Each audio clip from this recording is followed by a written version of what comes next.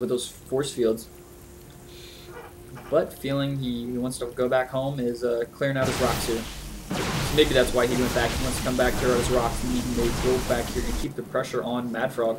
So MaDFroG is using those quick units, those quick lings to go around and do some scouting. He's got 2 queens out here front and another one back here at base, and he's building a spire. Perfect.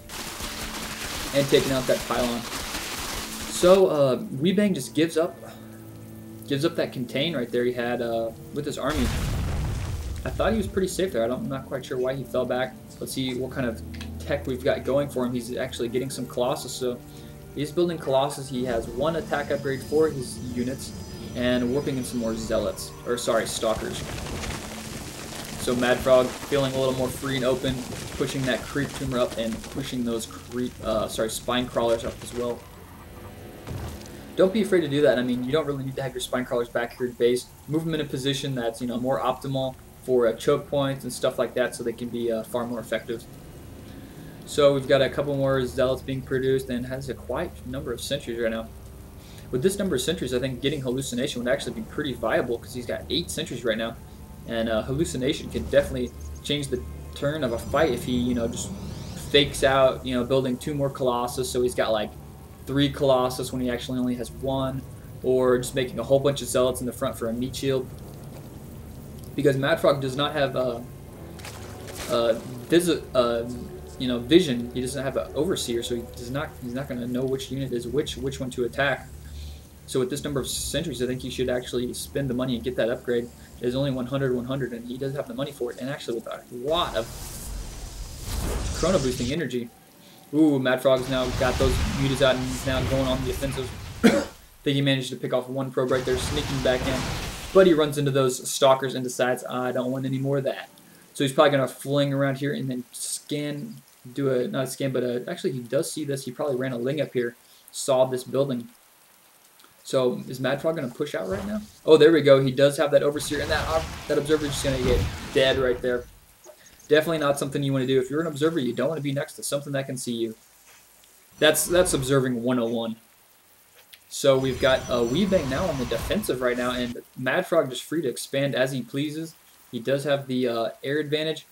Not so much the ground advantage right now. He has a lot of roaches and banelings and some lings, but WiBang feeling a little weak up here at this top, decides to push or warp in some zealots just kind of offhand. And that proved to be very valuable because there's a huge push coming in right now, but he's going to lose all those zealots. That force cannon is going to be doing a little bit of damage, but in the end, those zealots were kind of wasted. It would have been far more better if he actually used those zealots with his entire army. And up here we had some mutas. Looks like they came in, and he's going to be forced to pull his army back. And this is the exact same time those mutas push right in. Very perfect timing. A very good 2-prong attack here from MaDFroG. MaDFroG is going to lose all these roaches here, but he's going to try to do a lot of damage. I'm not quite sure how many probes he killed. It looks like there's only about 5 probes left, so there's probably at least 16 here, so more than likely losing at least 10 workers. He's got a lot of stalkers back here.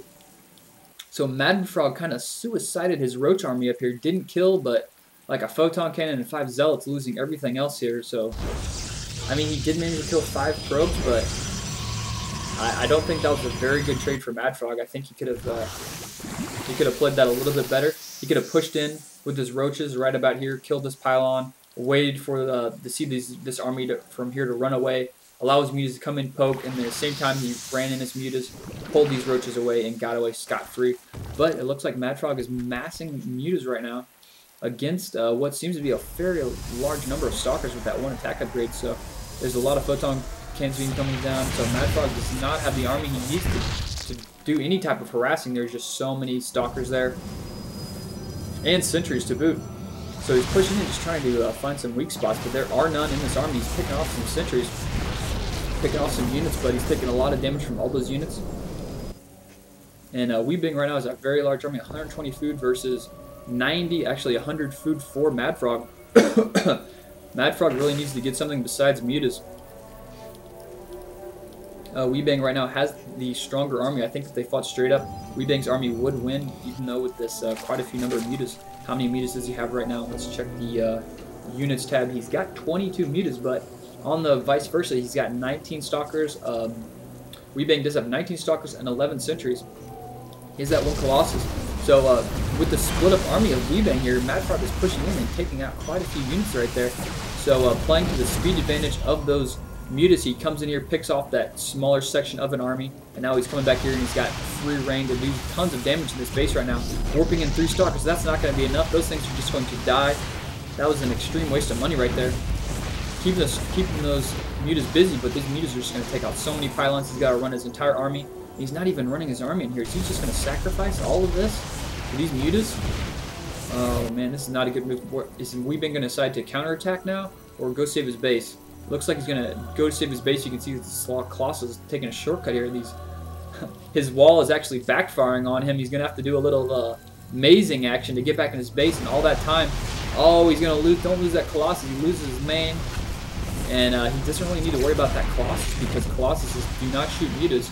They only hit ground units, and it's not really much of a target for MaDFroG. He really wants to kill things that'll hurt his economy. You can see all the pylons he killed. He's now severely supply blocked, and MaDFroG feeling a little bit worried about the army pushing back on him. He decides to throw down quite a few spine crawlers, 8 spine crawlers in his front, and still massing mutas. So he's almost up to 30 mutas right now. And this is not looking good for WiBang. So MaDFroG coming back in. He's probably going to pick up this one lone pylon and get rid of that blink. Oh, he needed that blink so bad. If he loses his Twilight Cancel, I'm pretty sure this is going to be GG. And now feeling desperate, WiBang is deciding to push up.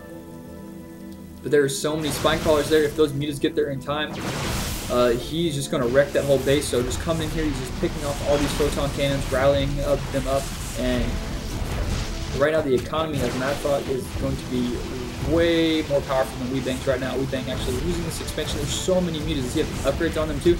He's got 1 attack upgrade on him. Over here on the left, WiBang doing some damage, also taking on an expansion.